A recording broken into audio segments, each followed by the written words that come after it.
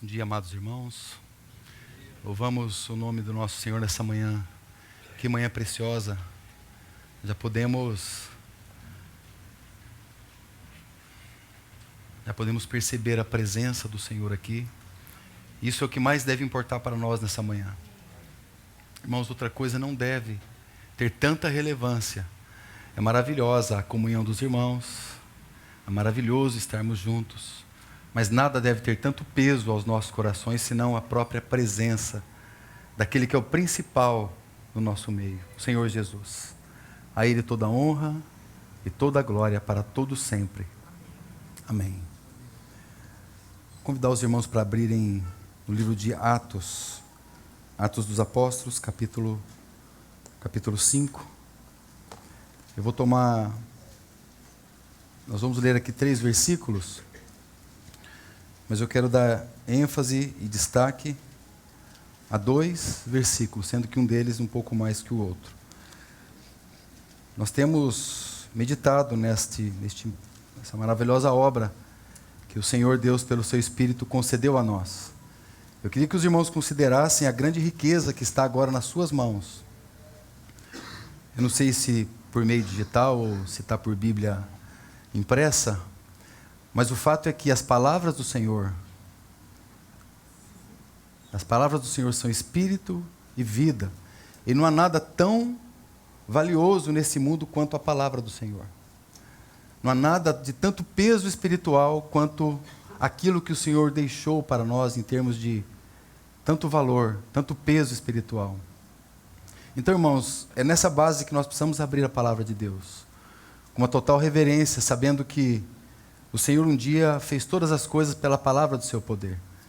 E se nós nos reunirmos e só cantarmos e não tiver a palavra, no máximo nós vamos estar envolvidos com a nossa alma, com emoções. E isso está errado se a palavra de Deus não for a presença forte e fiel. Porque o verbo se fez carne. Então, quando o Senhor... A palavra de Deus ela se manifestou através de uma pessoa. Então, como o Senhor pode se manifestar hoje no nosso meio? Pela sua palavra. E vai ser maravilhoso se nós pudermos olhar sob a ótica de que estamos com algo de grande valor aqui nesse universo, que é aquilo que Deus tem deixado para nós. E considerarmos também, irmãos, que esse tempo que nós estamos vivendo é a oportunidade que temos de que a expressão céu na terra seja uma realidade. Não há outro local que nós podemos dizer com realidade espiritual, senão este lugar onde o povo de Deus está reunido. Então nós podemos dizer, aqui é o céu na terra. Louvado seja o nome do Senhor. Irmãos, pegue comigo o versículo 29.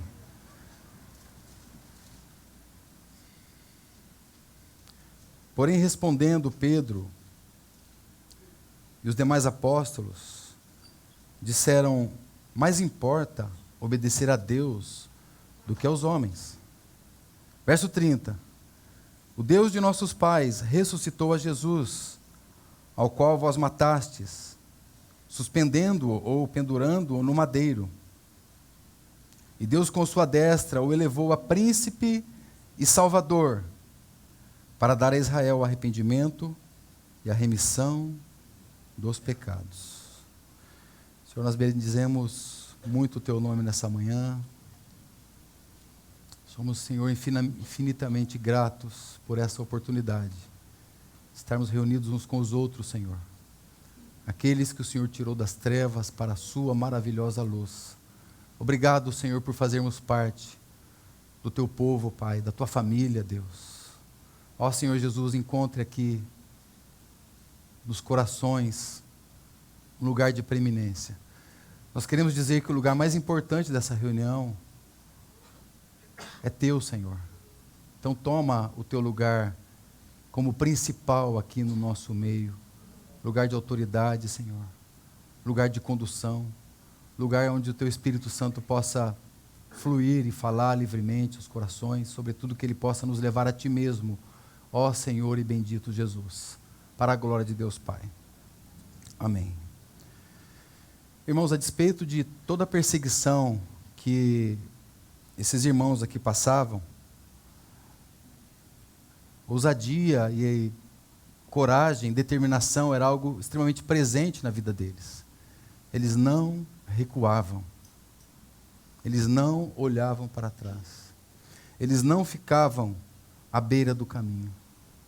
Então havia no meio deles ali uma manifestação muito poderosa do poder, da glória de Deus. E quando a gente olha para isso aqui no livro de Atos, a gente precisa descobrir que o livro de Atos não é só algo bonito, algo que nós devemos apreciar, mas é uma realidade que nós devemos viver. E voltar para o livro de Atos não deve ser uma ideologia, mas deve ser uma vida real, verdadeira. A despeito, evidentemente, da nossa cultura, a despeito do mundo, do país que nós vivemos, a despeito do tempo, 2000 anos já se passaram. A despeito de tudo isso, o livro de Atos é uma realidade que nós precisamos viver. E quando nós nos reunimos, então, para a mesa do Senhor, nós descobrimos e vemos através dos Atos dos Apóstolos que eles amavam a pessoa bendita do Senhor. E essa pessoa era tudo para eles. Eles seriam capazes de morrer pelo Senhor. Aliás, eles morreram pelo Senhor. Eles entregaram a sua vida para o Senhor. Eles não cantavam, Senhor, faz de mim o que o Senhor quiser. Eles viviam isso e experimentaram isso de maneira real em suas próprias vidas. Exceto João, de todos os 12, que morreu provavelmente de velhice, exilado. Os demais foram todos mortos de uma maneira muito trágica. Mas eles não retrocederam. E parece-nos até certo dizer que o tempo que nós vivemos hoje é de uma perseguição. No entanto, a perseguição que tem trazido para nós distrações, entretenimentos, tantas coisas que têm nos feito ficar à beira do caminho. Talvez hoje seja o dia de o nosso coração se apegar com mais firmeza a todas as verdades que nós temos ouvido, para que a gente leve de fato a sério tudo aquilo que nós temos visto e não sejamos encontrados como uma Laodiceia, que era morna. O Senhor Jesus disse assim, olha, quem dera se fosse fria, quem dera se fosse quente, mas você é morna, então eu estou a ponto de vomitá-lo, de vomitá-la, no caso a igreja, da minha boca. E temos tocado então aqui em valiosas passagens onde temos visto essa ousadia, essa coragem, onde temos visto o poder de Deus totalmente manifestos. Irmãos, nós já vimos Atos no capítulo 2, já tocamos ali algumas realidades espirituais, vimos ali Jesus como varão aprovado de Deus, quando Pedro então, naquela pregação no dia de Pentecostes, esse foi o tema que nós já tocamos ali, ainda que temos visto também, temos compartilhado esse livro e oportunamente na mesa fazendo meditações sobre aquilo que a pessoa, a obra e vida do Senhor Jesus tem concedido a nós. Quando nós tocamos, uma última oportunidade também, ou últimas, Atos no capítulo 3, onde nós vimos aquela miraculosa cura do coxo que estava ali à porta do templo. Então foi pelo nome, o poder do nome do Senhor que ele foi curado. Já vimos também Atos capítulo 4, onde o contexto ali era justamente a defesa que os apóstolos faziam por conta e explicação da cura daquele aleijado. E então, nós vimos que Pedro ele argumenta dizendo, olha, a pedra que vocês rejeitaram foi essa pedra que passou a ser a principal pedra de esquina, a pedra angular. E hoje então, irmãos, pela graça do Senhor, são esses 3 versos aqui. Eu quero tocar ainda, pegar uma figura do Antigo Testamento logo mais, e eu quero assim muito ajuda, a graça do Senhor, para que eu possa traduzir para os irmãos aquilo que eu pude ver ali a respeito desse Jesus como o príncipe. Mas o contexto aqui, irmãos, é que eles estavam presos de novo. Mas de uma forma miraculosa, o anjo do Senhor os libertou, tirou-os da prisão. Eles voltaram lá depois e a prisão estava toda fechada, os guardas estavam todos lá, mas eles não estavam lá dentro. E o anjo então havia dado uma ordem para eles, olha, vocês vão para o templo e vão pregar o meu nome, pregar o nome de Jesus. Eles obedecem, vão para o templo, são buscados no templo com muita violência, trazidos de volta à presença ali do sumo sacerdote, do conselho, toda aquela casta religiosa daquele tempo. e novamente proibidos de pregar o evangelho. Então ele diz essa expressão que nós lemos aqui: mais importa obedecer a Deus do que aos homens. Foi exatamente nesse contexto que Pedro então profere essas palavras: mais importa obedecer a Deus do que aos homens. Essa é uma frase que precisa estar na nossa mente, no nosso coração. Essa frase precisa estar muito forte dentro dos nossos princípios. E essa foi a resposta que Pedro e os demais apóstolos disseram. E aí então Pedro continua dizendo: e Deus com sua destra o elevou. Aqui ele está dizendo exatamente o que nós cantamos há pouco: Deus o exaltou, a Cristo exaltou. Pedro estava se lembrando do capítulo 1 do livro de Atos, quando todos os discípulos, então, os apóstolos, viram o Senhor Jesus sendo ascendido aos céus. Então, eles, à vista de todos eles, não só os 12, mas tantos outros, capítulo 1 ainda vai falar que haviam 120 ali, e à vista de todos eles, Cristo foi elevado, exaltado. É essa expressão que está aqui no verso 31. Ou seja, Cristo foi colocado no lugar de grande honra, de grande glória, de grande dignidade. Essa era a defesa deles. Isso que eles estavam dizendo. Ele falou: vocês estão desprezando aquele que foi colocado no lugar de mais alto, o lugar mais alto deste universo, de maior dignidade deste mundo. É este que vocês estão rejeitando. É isso que ele está dizendo aqui. Vocês estão rejeitando o príncipe e salvador. Essas duas expressões, em especial essa expressão príncipe, que ela é uma expressão que os irmãos concordam que ela não é muito explorada por nós. Ela não é tão explorada, né?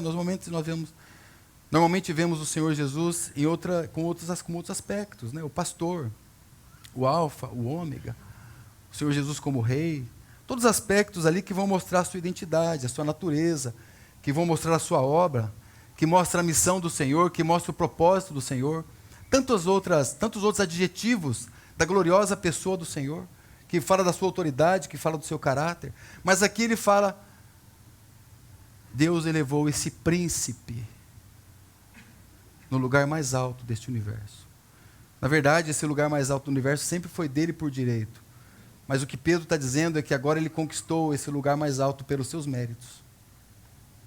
Ele tem mérito para estar lá. Ele é um homem, ele é um varão aprovado. Ele é o príncipe. Ele é o principal. É claro que há outros termos negativos para essa expressão, e isso só faz um contraste, né, do príncipe deste mundo, o príncipe da potestade do ar. Mas com referência ao Senhor Jesus, eu creio que vai ficar muito claro para nós o que a palavra de Deus como um todo nos mostra a respeito desse príncipe. Porque príncipe, irmãos, príncipe é o filho de um rei. Então o que a palavra de Deus, em suma, assim está dizendo, é que Jesus é o Filho de Deus. É isso que ele está dizendo. Se nós tomarmos mesmo uma das traduções para a palavra Israel, né? Essa tradução, na verdade, não é o que se diz da expressão Israel em si, mas sim tomada do texto de Gênesis, de Jacó, naquele contexto. Então, ali, a expressão de Israel é uma expressão que designa Israel como príncipe de Deus. Então, o que Pedro está dizendo assim, não é Israel que é o príncipe, Jesus é o príncipe. Jesus que é o principal. Por isso que ele disse, e Deus, com a sua destra, elevou a príncipe para dar a Israel. Ele está dizendo, não é Israel que deve ser o principal, é Cristo que deve ser o principal. Porque a palavra príncipe é isso, né? É o filho de um rei, é o filho de Deus. Então, príncipe e salvador. E salvador é aquele que traz a redenção. Então, ele é o principal, ele é aquele que traz a redenção. Jesus é aquele que traz a libertação. Jesus é aquele que livra do pecado. Jesus é aquele que traz a remissão. Esse é o Senhor. Irmãos, esse é o nosso Senhor. Esse foi o Senhor que nos comprou. Se você só está aqui hoje, e se você disser assim, eu não sou digno de estar aqui, amém. Nenhum de nós somos dignos de estarmos aqui. Mas o fato é que estamos aqui pelos méritos de outra pessoa. O principal aqui não somos nós, o principal aqui é Ele, é o Senhor. Então, assim como aqueles apóstolos, eles tocavam o Senhor e aguardavam o Senhor com tamanha expectativa, quando eles tocavam os elementos, o pão, o cálice, eles faziam isso e eles entendiam que a própria pessoa do Senhor, de maneira espiritual, estava ali. Então, pela fé, eles faziam isso. E não há diferença nenhuma porque se passaram 2000 anos. Não há diferença nenhuma. A diferença talvez seja somente o nosso coração. Porque Ele é o príncipe, Ele é o principal. No Novo Testamento, há 4 textos que designam Jesus como príncipe. Os irmãos conhecem, só vou citar. Se você voltar mesmo 2 páginas aqui, capítulo 3, verso 15, diz que matastes o príncipe da vida. Então aqui no dia de Pentecostes, é isso que Pedro está dizendo. Vocês mataram aqui o príncipe da vida. Em Hebreus no capítulo 2, verso 10, diz que Jesus é o príncipe da salvação. Hebreus capítulo 12, versículo 2. É um texto muito conhecido por nós. Ele diz, olhando para Jesus, o autor. A palavra ali não seria autor, seria príncipe. Olhando para Jesus, o príncipe e consumador da fé. Essa seria a expressão, como foi traduzida pelas outras passagens. Mas a palavra autor também não está errada, porque ele é o autor no sentido que ele nos levou para a salvação. Ele é aquele que nos leva para a salvação. Então ele é o príncipe que nos levou ao lugar que nós estamos. Nós só estamos aqui por causa dele. Então, se nós tomarmos todos os textos, nós vamos descobrir que Jesus é o príncipe da vida, o príncipe da salvação, o príncipe da fé, o príncipe e salvador, como nós acabamos de ler aqui. Agora, irmãos, eu quero tomar uma passagem do Antigo Testamento. Eu queria, assim, que nós colocássemos bastante os olhos, porque ali, nessa passagem que nós vamos ler, vai dar todas as designações para nós compreendermos qual foi a obra de maneira objetiva desse que é o príncipe. Então, tome comigo, capítulo 9, verso 25. Daniel, não falei, né? Daniel? Então vamos tomar essa passagem do Antigo Testamento. E eu creio que veremos de forma muito cristalina. Eu vou só colocar um pequeno panorama antes, para que os irmãos então possam, digamos que se situar, para que a gente compreenda por que essa expressão príncipe, ela deve ser tão valiosa para nós. Ela deve ser tão contundente para nós, porque assim a palavra do Senhor traz para nós. Deixa eu só contextualizar os irmãos com relação a essa passagem. Aqui o povo de Deus, o povo de Israel, aquele mesmo, claro, séculos depois, que estavam ali perante Pedro, eles estavam exilados na Babilônia. Eles estavam ali cativos. Então eles ansiavam pelo retorno, pela restauração da reconstrução da cidade, ansiavam pela restauração do próprio templo, que era algo muito valioso para eles. Então, a cidade, o templo, estavam totalmente em ruínas. Então, esse é o contexto aqui do cativeiro. Essa destruição ela foi causada pelos próprios babilônios. E essa profecia, irmãos, aqui, ela faz parte da revelação que Daniel trouxe da parte de Deus através do anjo Gabriel. Então, o verso 25, atentem comigo, irmãos. Verso 25, porque vocês vão compreender de maneira muito clara toda a obra, todo o trabalho, todo o ministério da pessoa do Senhor Jesus aqui. Mas não só isso, a data exata da sua vinda.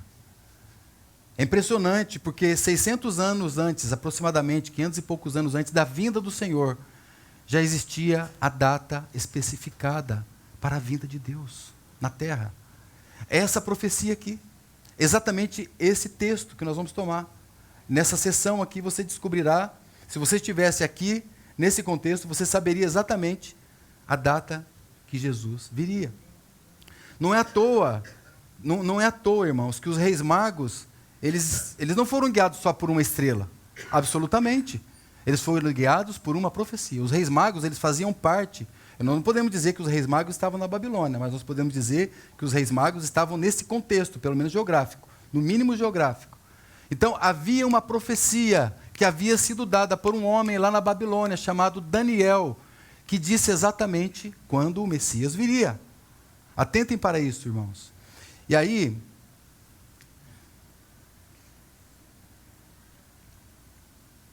sabe e entende.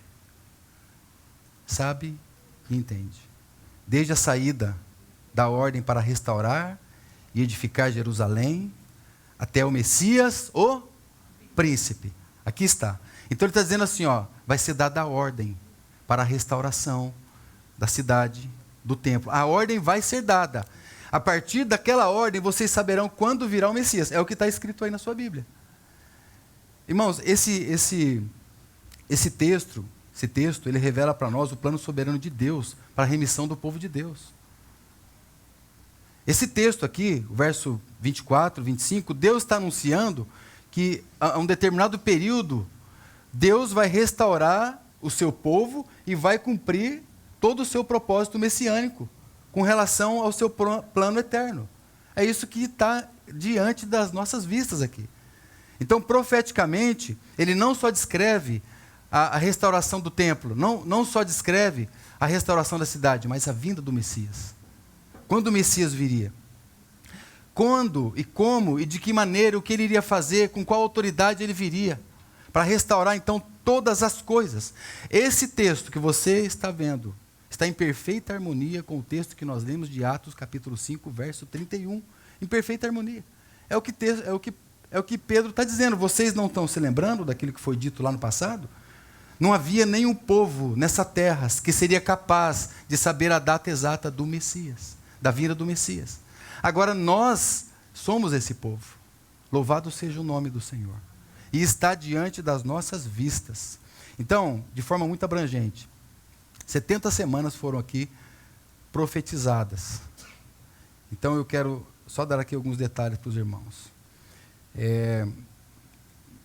70 semanas é o que está aqui no verso 24, a primeira frase. Certo? E eu aqui, irmãos, eu tenho todo o respeito com relação à variedade de interpretações. Não vamos entrar nesses pontos. Todo o respeito com relação à interpretação, debates acalorados com relação às 70 semanas. Não tem necessidade nenhuma disso, absolutamente. Nós vamos tocar a Jesus aqui. Mas o fato é que ele está dizendo aqui, o profeta Daniel está dizendo assim, olha, quando for dada a ordem, atente para isso, quando for dada a ordem para a restauração do templo, então você conta 483 anos, que são 69 semanas, que é o que está escrito, 7 mais 62, aí então virá o Messias. Então veja, a questão que deve ficar para nós é quando foi dada a ordem para a restauração do templo. Quando foi dada a ordem para a restauração do templo? Aí você só anota, Neemias capítulo 2, do verso 1 a 8, ali você tem a ordem para a restauração do templo. Através do rei Artaxerxes. Os irmãos se lembram que Neemias estava muito triste, porque a casa estava desolada, o templo estava desolado, ele estava entristecido com tudo aquilo, e o rei então assina uma autorização, você pode ir lá para a reconstrução. Se você contar do que você está lendo aqui, passaram-se aproximadamente 93 anos, até essa ordem do rei Artaxerxes II. Então, a partir dali, se você conta 483 anos, 69 semanas, você vai chegar numa data. Porque vocês acham que João Batista esperava o Messias, de que maneira? Através de profecias. Então ele disse assim, eis o Cordeiro de Deus que tira o pecado do mundo. Então quando o Senhor Jesus inicia o seu ministério, ali é o verso que acabamos de ler, o verso 25, 69 semanas se cumpriram. Há alguma divergência, porque o calendário judaico ele não é de 365 dias, é de 360. Então, uma certa diferença de data, mas exatamente ali, então, no início do ministério do Senhor Jesus, as 69 semanas é cumprida. O príncipe, então, é revelado exatamente ali naquele momento. Agora, o que deve ficar para nós, e eu inverti o versículo aqui, eu vou ler o 24 agora, de propósito, é o verso 24, porque o verso 24 vai falar exatamente qual seria o trabalho, o papel, o ministério, a obra do Messias. O verso 24. Ou seja, esse príncipe, ele realizaria alguma coisa. E nós temos aqui 7 pontos. E eu só vou citá-los. Aqui nós temos 7 pontos de qual seria o trabalho do Messias. Amém, irmãos? Amém? Então, isso está claro para nós? O Senhor Jesus, quando Ele veio porque já havia uma estrada totalmente, digamos que, pavimentada para a sua vinda. Ele não simplesmente apareceu e disse assim, arrependei-vos porque é chegado o reino de Deus. Não, já havia um precursor, já havia João Batista que disse isso também. Então agora veja comigo o verso 24.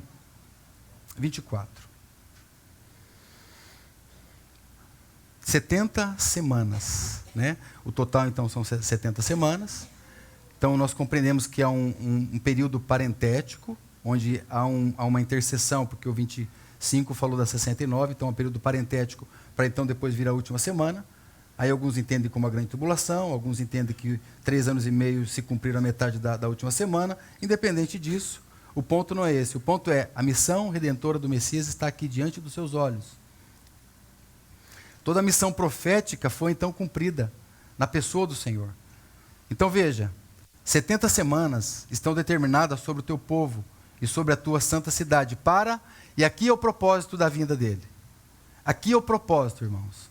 Aqui você vai encontrar 7 pontos específicos a respeito do trabalho do Senhor. Primeiro, extinguir. Tem uma outra versão que diz fazer cessar a transgressão, ou extinguir a transgressão. Isso fala do perdão dos pecados. Perdão de todos os pecados. E não mais, a partir desse momento, a partir desse tempo, não mais haveria sacrifício. Porque Cristo, Ele seria o Cordeiro de Deus, que tiraria então o pecado do mundo. Segundo ponto, dar fim aos pecados. Aqui é literalmente selar. Né? Fechou, selou, mas não é no sentido de que Ele eliminou. Aqui o sentido é de que Ele colocou agora, para todo aquele que crê no Senhor, o pecado sob controle. E fala da obra da redenção, fala da obra da libertação do pecado. Então, por que nós podemos dizer que o pecado não tem domínio sobre nós? Por conta dessa profecia, porque ela foi cumprida na pessoa do Senhor. Veja o terceiro ponto. Expiar a iniquidade. Isso nos fala, irmãos, da purificação dos pecados. Isso nos fala da nossa reconciliação com Deus o Pai. Quarto ponto, trazer a justiça eterna. E o texto áureo para isso é Romanos capítulo 5, verso 1. Né? Somos justificados, né? Justificados pela fé, por meio da fé, né? Pela graça. Isso não vem de vós, é dom de Deus. Nós descobrimos com esse texto e com essa expressão, trazer a justiça eterna, que a justiça não é algo que nós podemos conquistar, no sentido da justiça deste mundo. Mas a justiça é a justiça de Deus, onde o Filho de Deus pagou o preço pelos nossos pecados. Logo, a justiça nós não conquistamos, a justiça nós recebemos pela graça de Deus. Então, Ele conquistou e nós recebemos. Nós fomos declarados justos eternamente. Uma outra expressão para Jesus como príncipe, porque Jesus é o príncipe da paz. Essa é a justiça. Justificados por meio da fé, temos paz. Então Jesus é o príncipe da paz. Então Ele nos reconciliou com o Pai, nos trouxe libertação, nos trouxe perdão, nos trouxe purificação, nos reconciliou com Deus o Pai. Agora, a quinta, selar a visão e a profecia. Você vai perceber que está em uma só sentença, mas são 2 pontos específicos. Porque selar a visão fala do cumprimento profético. Ou seja, vai se cumprir a profecia. E a profecia é aquilo que foi falado. Então, foi dada a profecia e foi selada a visão. Tudo isso culminando na pessoa do Senhor Jesus. E o 7º ponto, ungir o Santo dos Santos. Tudo cumprido na pessoa do Senhor Jesus. Ungir o Santo dos Santos é a conclusão de todos os outros 6 pontos. Ou seja, é a consagração do Senhor Jesus como o Santo dos Santos.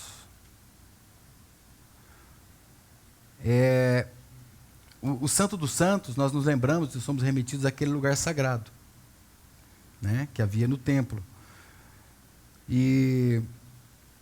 Só que agora nós somos o templo do Espírito Santo. Cada um de nós. Pela graça de Deus, somos o templo do Espírito Santo.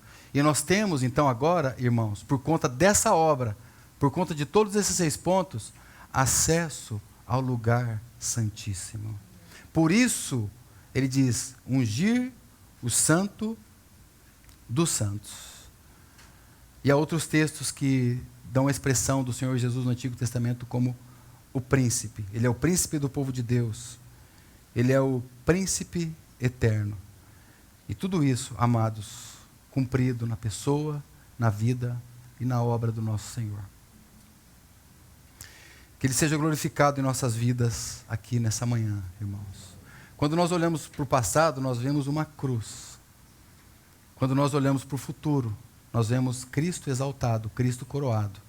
E quando nós olhamos hoje aqui, nós vemos um príncipe, que é o nosso líder, que é o nosso governante, que é o nosso cabeça, que é aquele que é o autor e consumador da fé, o principal.